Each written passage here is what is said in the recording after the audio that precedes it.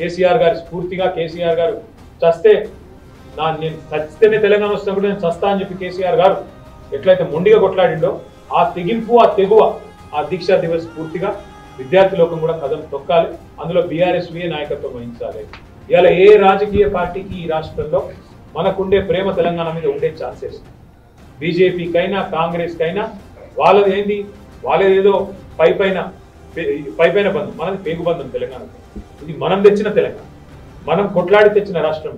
ఆల్తు ఫాల్తుగా ఎవరో ఇలా మాట్లాడుతున్నట్టు వాళ్ళొకరు వీళ్ళొకరు. కానీ వాస్తవం ఏంటి, కేసీఆర్ఏ లేకపోతే టీఆర్ఎస్ఏ లేకపోతే కేసీఆర్ నిరాహార దీక్షనే లేకపోతే ఇలా తెలంగాణ ఎక్కడిది? మీరు ఆ రోజు కదం దొక్కపోతే మీ టీఆర్ఎస్వి ఆ రోజు రోడ్డు ఎక్కకపోతే ఇలా తెలంగాణ ఎక్కడిది? అందుకే నా ప్రార్థన మీతో, వాళ్ళ తెచ్చిన తెలంగాణను కొల్లగొడుతున్న దుర్మార్గుల నుంచి కాపాడుకోవాల్సిన బాధ్యత మన మీదనే ఉన్నది. అందరికంటే ఎక్కువ సింహభాగం ఆ బాధ్యతను భుజానికి ఎత్తుకోవాల్సిన బాధ్యత మన విద్యార్థి సోదరుల మీద. విద్యార్థి సోదరులతో ఇంకొక రిక్వెస్ట్ ఉన్నది, మీరు దయచేసి మళ్ళీ నేను రిక్వెస్ట్ చేస్తాను, ప్రతి ఒక్కరు ఇక్కడ మెయిన్ స్ట్రీమ్ మీడియా మీకు సపోర్ట్ చేయదు. ఇక్కడ 4 కెమెరాలు 5 కెమెరాలు పెట్టి లేదు చూపెట్టరు, అది నీకు తెలుసు నాకు తెలుసు. పాపం వాళ్ళేం చేయలేదు, కెమెరామెన్లు పాపం వాళ్ళు తీస్తారు, ఆడ వేరే కటింగ్ పెడతారు, కథమైపోతుంది. మనకేం బాధ లేదు, వాళ్ళ మీద ఆధారపడి పనిచేయాల్సిన అవసరం ఉంది. మీరు సోషల్ మీడియా ఉంది మీ చేత, పదునైన అస్త్రం, ప్రతి ఒక్కరి చేత ఫోన్ ఉంది, అదే మీ ఆయుధం. లీడర్ కావాలనుకుంటే పార్టీ నాయకుల చుట్టూ తిరగడం కాదు, మీరు సమాజం నుంచి ఉద్భవించాలి నాయకుడు.